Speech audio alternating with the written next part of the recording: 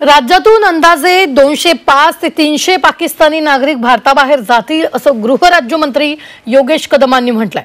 Short term व्हिसासाठी भारतात आलेल्यांना तातडीने राज्य सोडावं लागेल असा इशाराही त्यांनी दिलेला आहे। तर गृहराज्यमंत्री योगेश कदम यांच्याशी बातचीत केली आहे आमच्या प्रतिनिधी सीमा आढे यांनी। आपल्यासोबत महाराष्ट्र राज्याचे गृहराज्यमंत्री योगेश कदम आहेत, आपण त्यांच्याशी बातचीत करूया। सर, एकूण 5000 पाकिस्तानी नागरिक महाराष्ट्र राज्यामध्ये आहेत, तर खरं तर त्यांना परत पाठवण्यासाठी आता कशा पद्धतीने प्रोसिजर सुरू आहेत, कारण प्रोसिजर संदर्भातच अनेक प्रश्न नागरिकांच्या मनामध्ये उपस्थित आहेत। यामध्ये केंद्राच्या ज्या गाईडलाईन्स आहेत त्या क्लिअर आहेत। दोन प्रकारचे विजाज आहेत, एक तर शॉर्ट टर्म विजा आहे आणि लॉंग टर्म विजा आहे। शॉर्ट टर्म विजा ज्यांनी घेतला आहे त्या सर्वांना भारत सोडण्याची नोटीस आपण जेव्हा केंद्राचे आदेश आले त्याच वेळेला आपण दिली होती।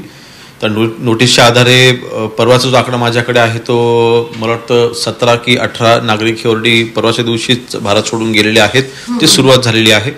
आता ज्यांनी शॉर्ट टर्म विजा घेऊन भारतात आले होते त्यांनी आता लॉंग टर्म विजा करता अप्लाय केलेला आहे आणि त्यांचं ऍप्लिकेशन पेंडिंग आहे, असं नाही एक्झाम केलेलं आहे।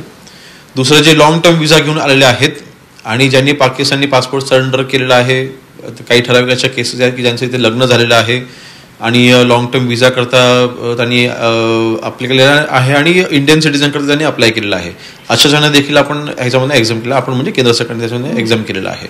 इन शॉर्ट, जे फक्त शॉर्ट टर्म विजावरती आले होते फक्त शॉर्ट टर्म विजा त्यांच्याकडे आहे आणि ज्यांनी अप्लाय देखील केलेलं नाही, म्हणजे ते मेडिकल ग्राउंडवरती आलेले आहेत, कोणी टुरिझम करता आलेले आहेत, कोणी स्टुडंट विजावरती आलेले आहेत, असे जे लोक आलेले आहेत जे शॉर्ट टर्मसाठी म्हणजे एखादं काम आहे 10-15 दिवसाकरता, महिनाभर करता की एखादा वर्ष करता आणि परत जाणार होते, अशाच्यांना इमिजिएटली परत सोडायला सांगितलं।